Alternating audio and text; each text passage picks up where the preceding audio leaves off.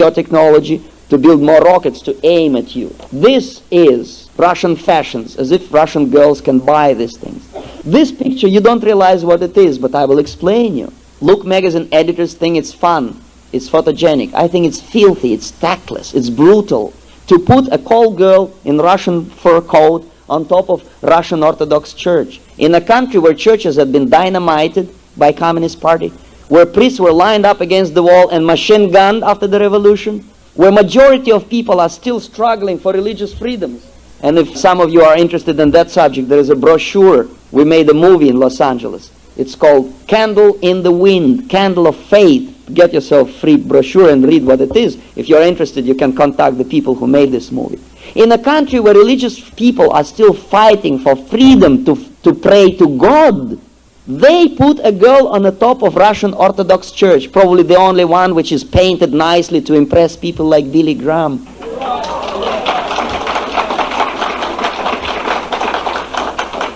And if it were one picture, I would say, well, it's a matter of personal opinion. No, the whole magazine is like this. More fashions. You see, they're obsessed with fashions. Russian caviar, champagne, vodka, caviar. Typical Russian breakfast. And finally, on some of the last pages, KGB. And you may say, aha, something critical. No, nothing doing. Here, I'll read you the first paragraph. KGB still reaches its tentacles around the world, probing for intelligence, recruiting spies, creating mischief. See? CIA, that's a different story. That's a dangerous bandits. But KGB is simply creating mischief. This is an example. We manipulated 12 American journalists, and this is the result. And believe me, there are hundreds more. Every day, every hour, they lie to you about my system. They lie to you that Russians are your enemies. They never mention that the same system is being introduced right now in your country by the same people who keep in power murderers of my nation. What you call that system is absolutely immaterial. You may call it welfare state, redistribution of wealth, big government, social programming, or scientific planning. It is the same thing. It starts with welfare check. It ends in concentration camps. The moment you delegate your individual freedom and responsibility to a bunch of bureaucrats, whether it is in Moscow or in Washington, D.C., this is the first step to self-destruction. But you don't realize it because you are too excited about Russians coming. When your media tries to explain to you that as long as there are talks between your bureaucrats and Comrade Gorbachev, there will be no war. It's a lie. The war goes on right now. As long as they keep on talking to murderers of my nation, there will be no peace, believe me. This is what happened. Now let me briefly, very briefly, do we have another 15 minutes? I'll briefly explain you, because I'm not sure whether you will read my booklet or not. What happens here is that the main objective of Soviet or communist system, including, of course, KGB, is not to destroy United States. Please, I implore you, don't listen to your peaceniks, friesniks, and schmizniks. Please use your brains, your good American common sense. If Soviet military destroys United States productive capability, maybe you'll explain me, where would they get their computers, technology, grain, billions of dollars of credit, jazz records, blue jeans, whiskey, which Comrade Andropov liked so much? Where would they get all these goodies? Okay, from Australia maybe. The main objective of communist movement is to slowly change the pattern of your society, slowly and painlessly. Meanwhile, they want to preserve your productive capability. If they are being reduced, well, maybe it's too bad. But basically, they want to maintain all the juices of your society. It's simply substituting the form of the government and structure of your economical system. That's all. The main objective of Soviet KGB is not to convince you that Marxism-Leninism is better. This type of idiocy appeals only to Martin Luther King's, Jesse Jackson's, and some political science professors. The main objective is slowly, painlessly turn you from an open society, which you are now, and it's open, you can love it or leave it, to a closed society, carbon copy of Soviet socialism. Why? Why would KGB want you to be similar to my society? You ever thought about it? No, of course, because your media doesn't explain it today. All right, I'll explain it to you. The reason for trying that is to merge into one global system. And you cannot join your society with my society overnight because they are incompatible. They do not match. Imagine if we join together right now for the sake of peace, equality, progress, whatever. Tomorrow Ronald Reagan says, my dear fellow Americans, from now on we are one country. You know what will happen? What will happen? Huh? Some Russians may enjoy it. They will defect to your country and disappear, as I said, in liquor stores. But you may not enjoy it when you see a tank in your backyard, when your cars will be nationalized and your children put in a military uniform, put in a formation, and, you know, I bet you will become very emotional. But it is possible to merge our two societies slowly by introducing this type of system which I described on page 18 in my booklet, and I hope some of you picked up the diagram on the table, which is called subversion process. By mistake it is entitled disinformation process, which is similar, of course. This is what happens. I reproduce this diagram graphically in a condensed abstract form. I do it for simplicity. The reality looks, of course, more complex. But this is the basics. You can write diagrams like this for yourself. All you have to do is to put what you see in chronological order. That's all. I put it this way, and I explain it, what I was learning from the Soviet instructors for 6 years in Moscow. Open society is yours. Closed is mine. We try to turn you into closed one to merge, right? They never make any secrets about it. And believe me, some of your elitist groups do the same. They also are talking about interdependent world economy, one world government. If you think I'm crazy, go to library, subscribe to a magazine which is called Foreign Affairs, published by Council on Foreign Relations. Or read the magazine which is entitled Trialogue, published by Trilateral Commission. Read the books by Brzezinski. They openly, cynically admit that, yes, their goal is interdependent, one global village, as Carl Sagan calls it. And of course, they don't explain you that probably millions, billions of people wouldn't mind to live in one world system if it were your system. Believe me, 270 Russians wouldn't mind to live in a free market capitalist system and have a form of government which is a republic like yours. Sure, they would like to do that. But the trick is, they want one global village, which is ruled by benevolent bureaucrats and scientists, doctors, Kissingers, Jane Fondas, Daniel Ellsbergs, maybe Walter Mondale's. They will redistribute the wealth by force, naturally, okay? They will legislate equality and all other beautiful things. This is the trick. How to do it? Simple. We don't have to infiltrate agents into your governmental offices, and it is impossible. But we can infiltrate ideas into your minds through your media, through your educational system, through entertainment industry, through music even. Beatles, Schmittels, whoever. We, drop by drop, put poison into your minds. On this diagram, I select only one such idea, which is called egalitarianism. It is not new. It has not been invented by Russians, communists, or KGB. It is as old as mankind itself. No, not as old as mankind itself. Actually, the formulation of this egalitarian idea goes all the way back, I would say, French Revolution, when a group of intellectuals, who call themselves Illuminatis, decided that it is easier to control society if I convince all of you that you are equal. Meanwhile, I hope you realize that people are unequal. They never were equal. And God forbid, will ever be. Some people are always tall, curly, and dumb. Others are short, bald, and smart. There is nothing like equality. If we presume that we are created by God, if God is creator of such complexity as universe, probably it wouldn't be a big deal for God to create us all equal, like ball bearings in the factories, or like ants, or cockroaches, or fishes. No! These little forms of life are equal. Mankind is not. Never was. Even fingerprints are different. Ask your policeman. Billions of people populate this planet. No two identical fingerprints. Isn't it interesting? Each one is unequal and unique. And the Illuminatis understood it perfectly well. They were intelligent people. Why they invented this nonsense? Simple. To control. It is easier to control people when they are equal and demand equal things. It is impossible to control society if you remain unequal and independently minded. Simple. What egalitarianism does is not just semantic inaccuracy. Listen carefully what it does to you. Egalitarianism, if it is legalized, legislated, and enforced by law in your country, creates false expectations and false perceptions of reality. We know people are unequal, but by law I must be equal. For equal job, equal pay, right? Why? I say no, it is nonsense. And many of you will disagree with me, especially unionized work. What do you mean, Mr. Schumann? It's the law of our country, for equal pay for equal job. Why? Imagine yourself You do create these things, podiums, all right?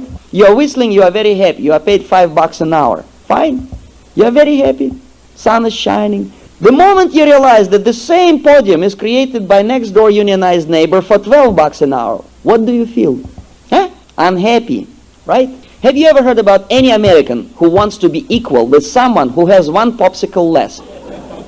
No, you want to be equal with someone who has more, naturally.